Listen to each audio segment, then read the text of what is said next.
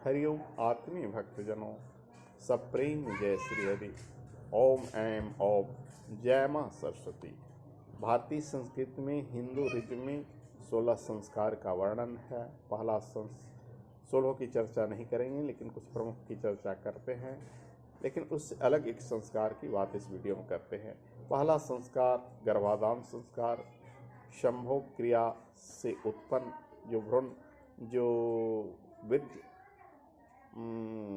भ्रूण बनता है और उससे पवित्रता पूर्वक स्त्री के गर्भ में जिससे शिशु जन्म लेता है, उसे गर्भाधान संस्कार कहा जाता है।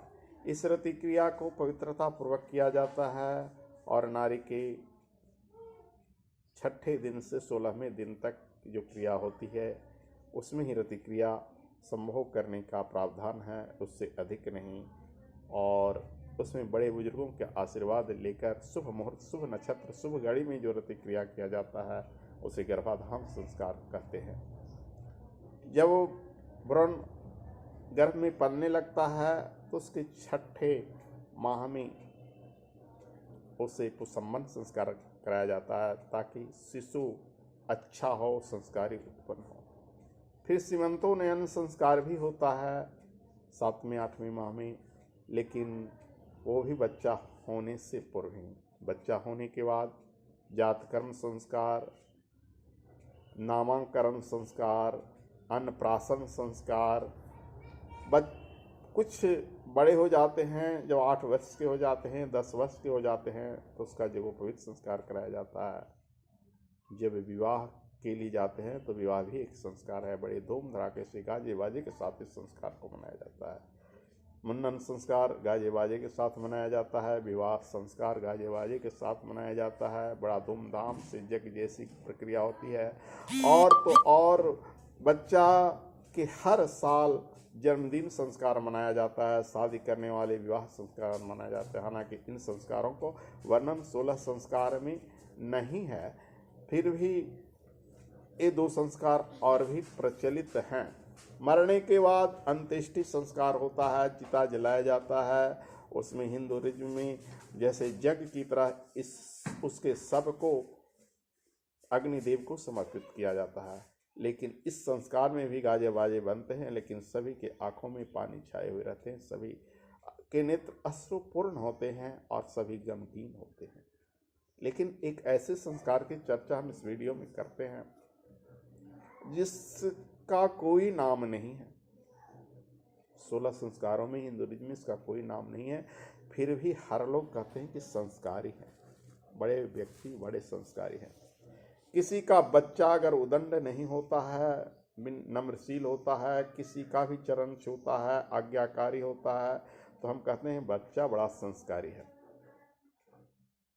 और उस परिवार को हम धन्यवाद देते हैं कि उसके यहाँ जो भी बाल बच्चे हैं बहुत ही अच्छे हैं। अच्छे कहने का मतलब कि वह बच्चा किसी भी अतिथि को, किसी भी लोगों को चरण वंदन करता है, समय पर पढ़ने के लिए जाता है, किसी को अपशब्द नहीं कहता है, किसी को गाली गलौज नहीं करता है, उदंडता नहीं करता है, उच्छृंखलता नहीं करता है, तो अक्सर लोग कहते हैं कि बच्चा संस्कारी है। लेकिन इस संस्कार को उसने पाया कहाँ से? यह संस्कार आता है उसके माता पिता से, उसके परिवार वालों से यह संस्कार आता है। तो हम कहते हैं कि बच्चा बड़ा संस्कारी है और इससे बच्चा की हम भूरी भूरी प्रशंसा करते हैं। उस परिवार से वो संस्कार मिलता है, उसके माता पिता से संस्कार मिलता है, समाज से संस्कार मिलता है। कभी कभी अच्छे माता पिता के बच्चे भी बड़ा ही उदंड होते हैं। तो बच्चों का जमायत में भी अक्सर ऐसे बच्चों के साथ खेलते हैं जो उच्छृंखल होते हैं, उदंड होते हैं। तो लोग कहते हैं कि बच्चा बड़ा उदंड है, तो वो संस्कार नहीं पाया। कुछ लोग की बहू आती है, नम्र होती है, लड़ाई झगड़ा नहीं करती है, बड़े बुजुर्गों की कहना मानती है, घर में शांति बनाए रखती है, तो लोग कहते हैं बहू बहुत संस्कारी है। लेकिन इसको कौन सा संस्कार नाम दिया जाए, किसी किताबों में आज तक इसका नाम हमने नहीं पढ़ा है। लेकिन फिर भी लोग कहते हैं बड़ा संस्कारी है। कोई व्यक्ति बहुत ही प्रतिभावान होता है, नम्र होता है, अच्छी विनयशील होता है और बातूनी भी होता है, लेकिन उदंडता नहीं, अच्छे सजनोचित बात करता है तो हम उसको कहते हैं बड़ा ही संस्कारी है। बुजुर्ग लोगों में भी कुछ अच्छे व्यक्ति सजन मिलते हैं तो हम उनको कहते हैं संस्कारी है।